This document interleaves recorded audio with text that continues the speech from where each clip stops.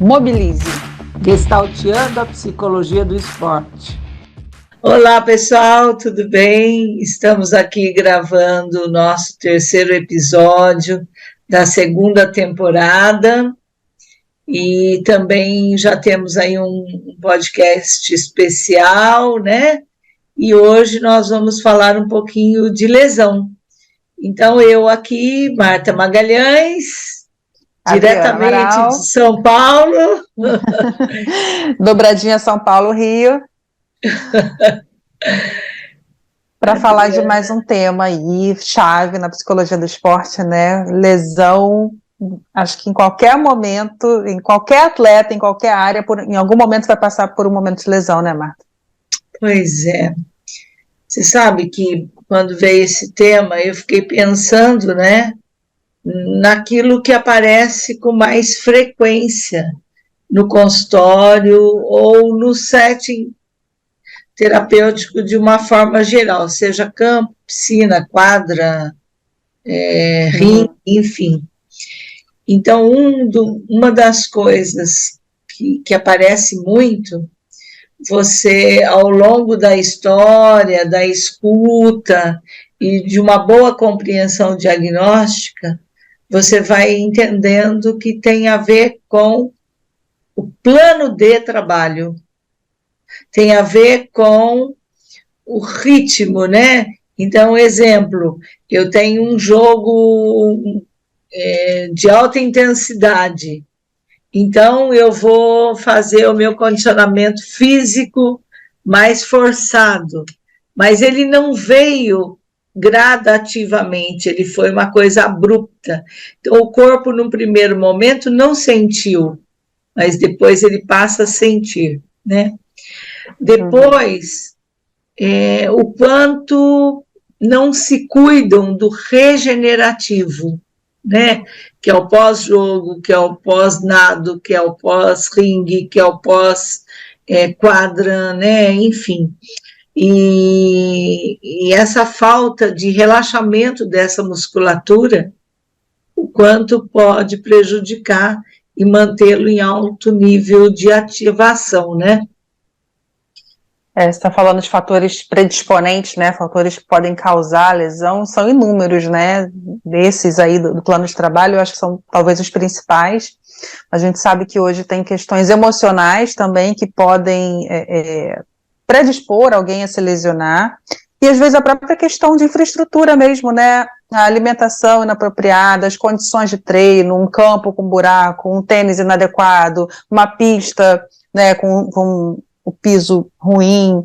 Então tem vários fatores, adversários, né, em esportes em que você tem um combate direto, aí, um contato direto com o adversário, adversários desleais, e por isso é importante a gente pensar, quando fala de lesão, não só do tratamento, mas também da prevenção, né? Como que a gente pode minimizar os efeitos de tudo isso e tentar... Eu acho que é difícil alguém que não se lesione em vários níveis, né? Mas tentar minimizar a frequência e a gravidade dessas lesões, estar preparado, porque às vezes o atleta não está preparado e quando se lesiona, dependendo do momento em que ele se lesiona, isso é um impacto enorme, né? Ele se desespera porque se machucou. Então, entender também esse histórico, a pessoa já se lesionou, nunca se lesionou antes, né? Ajudar ela a entender esse momento. Tem um antes, um durante e um depois. Acho que é importante a gente, quando pensar em lesão, pensar que não é só ele machucou, vamos resolver, mas tem um antes e tem um depois também. Você sabe que, à medida que você falava do preventivo, né? É incrível como a preparação psicológica pode e é um grande aliado nessa prevenção, porque ela vai cuidar dessa psicofisiologia, psicossociologia, psicointegração, né, com as áreas técnicas, táticas e etc. E quando essa pessoa que está muito tensa consegue compreender aonde é que está a sua atenção e fazer um processo de autorregulação que dê conta de fazer um treino com mais atividade correta, os nossos ajustes criativos, né?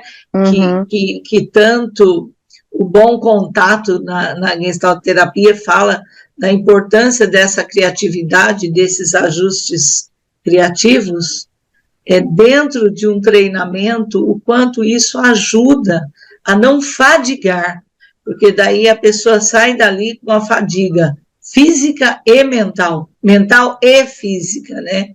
E tem até um texto muito legal do Terry Ork, que fala de tensão e relaxamento, que é um texto que traz uma contribuição muito grande. Então, é muito importante que a pessoa que vá fazer uma atividade física, seja ele um estudante de concurso, seja ele um estudante para vestibular, por uma prova de uma OAB, uma residência médica, seja ele um atleta de alto nível, se ele não tiver uma preparação psicológica adequada, uma periodização da atividade física, da atividade mental, dessas prevenções, forçosamente, ele está contribuindo para que a lesão compareça, né? Ter uma boa consciência corporal, né, para poder entender os sinais do corpo, e a gente sabe também que as doenças, e aí eu amplio e incluo as lesões também, não é raro que elas apareçam também como uma comunicação do organismo, né, do corpo, dizendo, para aí que alguma coisa não está legal, né, e essa lesão, principalmente se for em casos recorrentes, aquela pessoa está sempre torcendo aquele tornozelo, né, sempre com a mesma lesão, a gente já olha o que está acontecendo aí, né? Mas em qualquer caso de lesão, é claro que a gente não psicologiza tudo, né? Não é que lesionou, que está com algum problema emocional, mas é comum, como eu falei, não é raro, que às vezes, por a pessoa não ter essa consciência corporal e essa autoconsciência mesmo emocional, né? Não se dá conta do que está acontecendo, o corpo, né, como um organismo, acaba se comunicando de outra forma, né, por ela não ter como expressar aquilo, ela expressa através do corpo. Então é importante a gente prestar atenção a tudo isso e desenvolver antes que isso aconteça, né, como eu falei. E aí a gente fala também, quando acontece a lesão, de 3 fases, né, a fase da ocorrência da lesão, que é uma fase também bem difícil, como eu disse, dependendo do histórico dessa pessoa, como que essa pessoa representa, o que é se lesionar, e o impacto disso na vida dela, a gravidade, né, da lesão, se vai precisar de cirurgia, quanto tempo precisa ficar afastado, ou não precisa ficar afastado, né, tem várias mudanças de rotina aí. A segunda fase, que é o período mesmo do tratamento em si, né, em que a pessoa, tomada de decisão, o que vai tomar medicação, vai fazer a cirurgia, vai fazer a fisioterapia, e depois o retorno às atividades, né, então são momentos distintos também que a gente intervém, né. E é importante também conhecer as especificidades de cada um desses momentos para poder saber também o que esperar, né, o que ver em cada um desses momentos no atleta, no praticante de exercício, né? Ainda foi muito importante você lembrar desses 3 aspectos, mas ainda falando da prevenção, lembrar que a pessoa é um todo, né? Ela tem lá as questões familiar, ela tem lá as questões da hidratação, da alimentação, da hora do sono, da infraestrutura, como você bem disse, né? Qual local ela treina, com que tipo de calçado. Muitas vezes também ela acaba sendo influenciada, ou ela se cobra porque ela vê alguém treinando no ritmo e ela quer impor aquele ritmo para ela, mas aquele ritmo ainda não é para ela. Então, essa coisa de fazer o processo passo a passo é uma coisa muito difícil que eu vejo no atleta, né? Tanto é que um processo terapêutico, ele tem dificuldade. Por quê? Porque ele é a longo prazo e eles querem resposta imediata, né?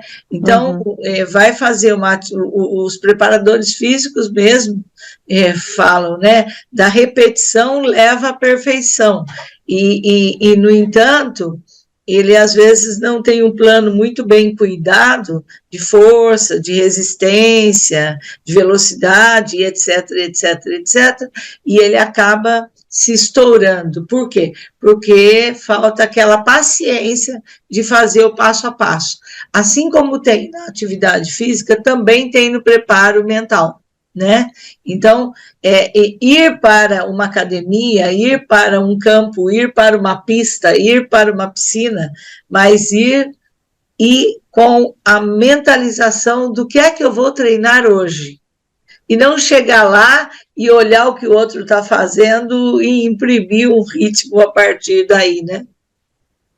E no campo da atividade física, de maneira geral, né, do exercício, e não precisa ser psicólogo do esporte, né, na clínica a gente lida muito com isso, né, é muito comum a pessoa querer, preciso, engordei, estou doente, preciso fazer um exercício, estou muito sedentário, preciso fazer um exercício, vou todo dia para academia.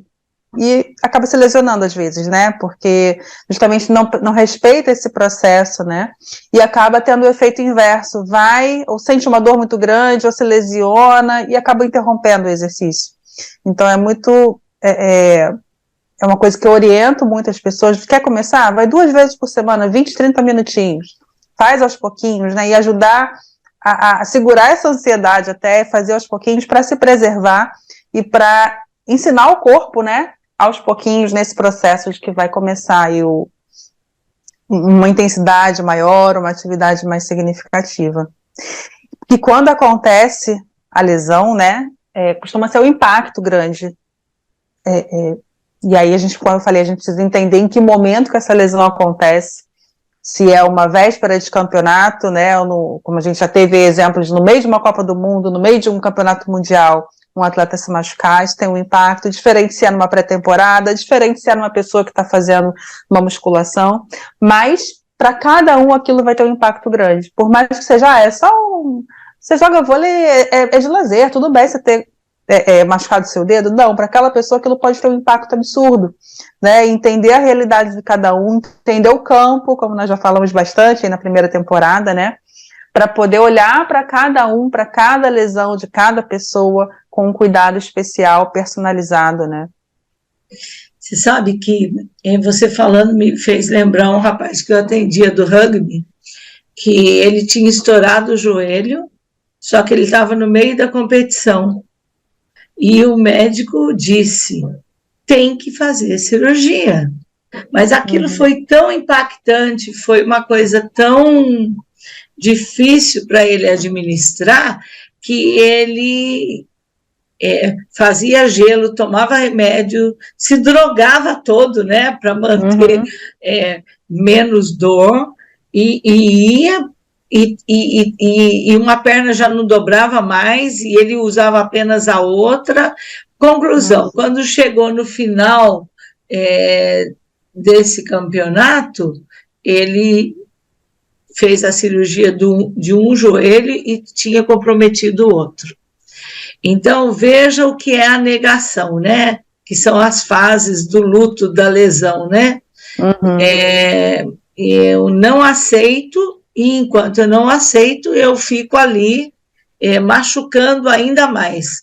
Conclusão, anos depois se descobre que, além dos 2 joelhos, ainda teve um agravamento nos quadris. Então, um efeito rebote nada positivo, né? Então, uma lesão, quando ela não é vista e não é cuidada em tempo, ela vai causar outras coisas. Um outro dado importante, voltando lá na fase da prevenção, são as aulas de yoga, as aulas de pilates, as práticas de meditação, as práticas de relaxamento direcionado, quando a pessoa faz sem atenção ao músculo que ela está trabalhando. Quando ela vai lá e cumpre o protocolo, #pago, sabe? Mas ela não olhou, e ela não cuidou, e ela não mentalizou, e ela não se visualizou fazendo aquilo. Então, de repente, ela utilizou uma musculatura errada, e aquilo vai dar uma tensão e vai gerar uma lesão futura, por conta de todo um processo não cuidado, né? Isso é tão comum, né? Acho que, não vou falar 100% para dar um desconto aí, mas quase 100% dos atletas com quem eu já trabalhei não tem essa consciência. Você pergunta como que ele faz o movimento e ele não sabe te dizer. É claro que na hora do movimento, na hora da competição e tal, ele não vai pensar que está levantando aqui, que está usando o músculo tal, mas precisa ter essa consciência anterior, né? Para poder justamente ativar o que precisa ser ativado, né? Fisicamente falando aí. E sempre que eu falo de lesão também, tem várias coisas aí, né, que eu acho que são importantes. A má adaptação, saber reconhecer quando que aquela pessoa está passando por todo esse processo, por essas fases de uma maneira funcional, e quando que ela não está bem adaptada, né, a esse momento, com sentimentos de confusão, de raiva, às vezes fica obcecado com a ideia de voltar, só pensa em voltar, e é muito comum as pessoas quererem voltar antes do tempo e se machucarem, terem que ficar mais tempo ainda, né? A negação, como você disse,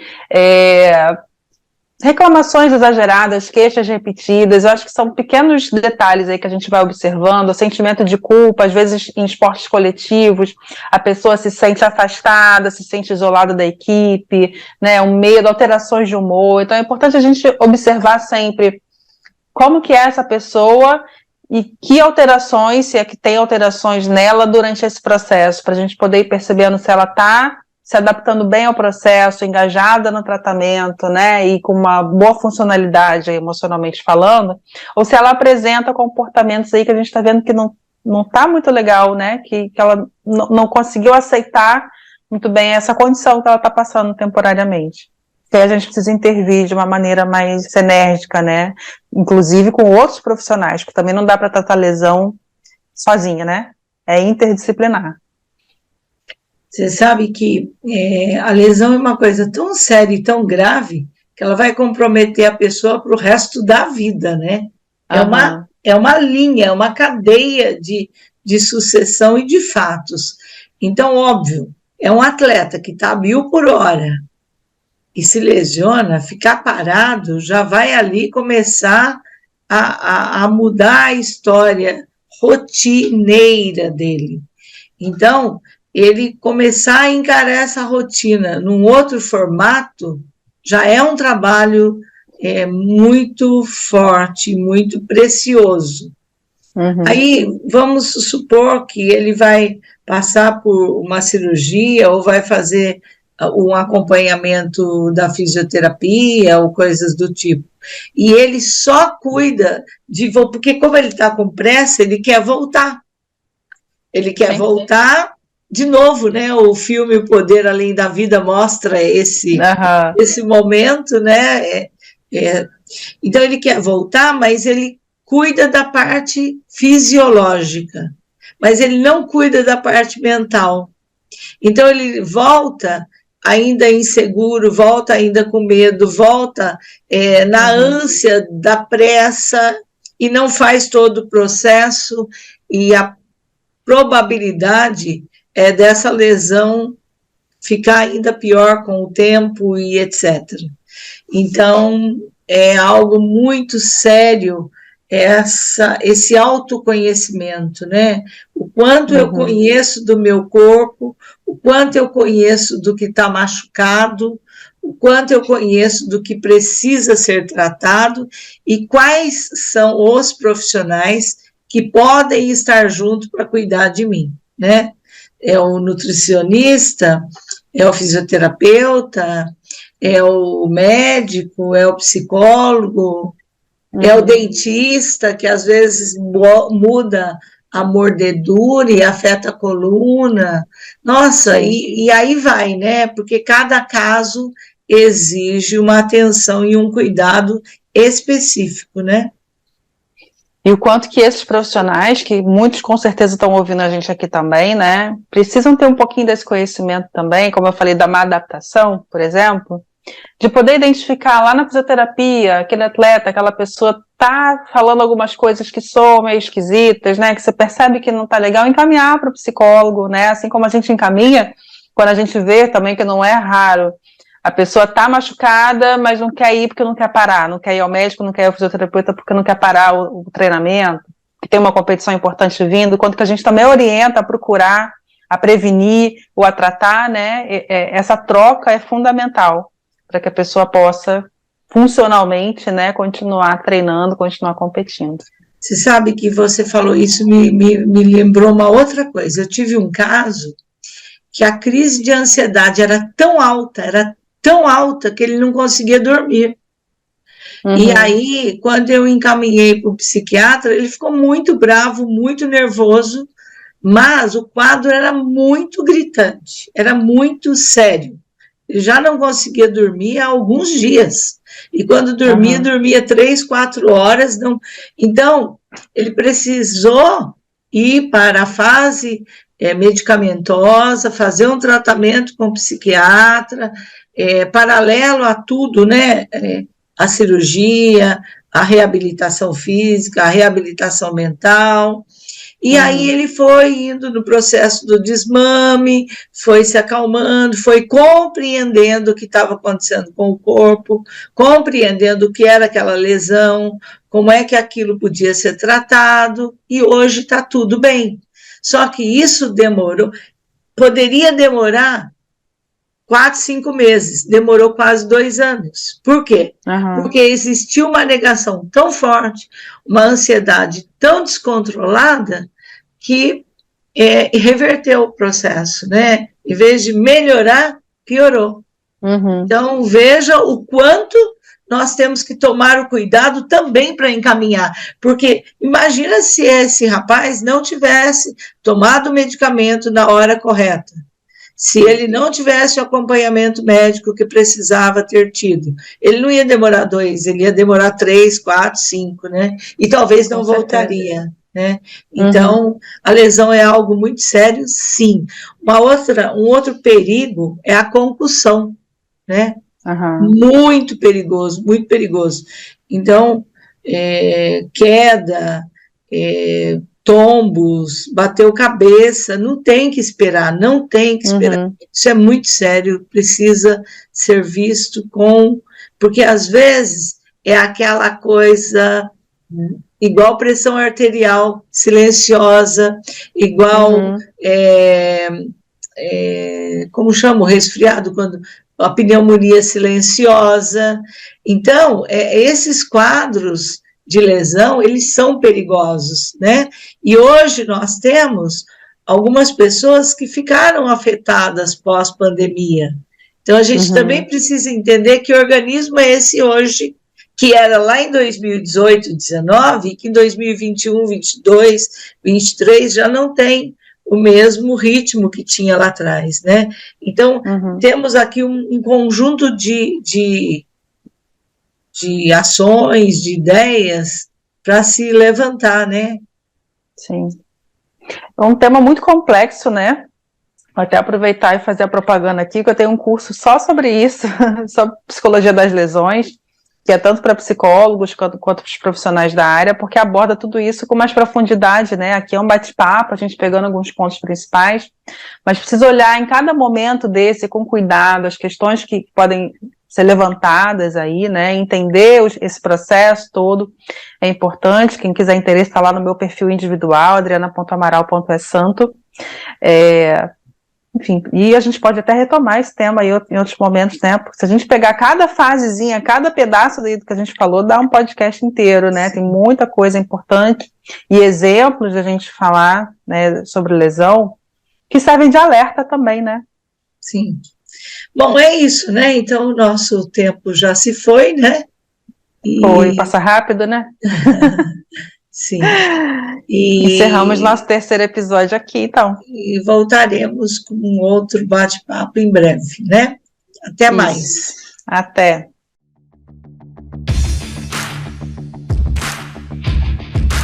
Mobilize. Gestalteando a psicologia do esporte.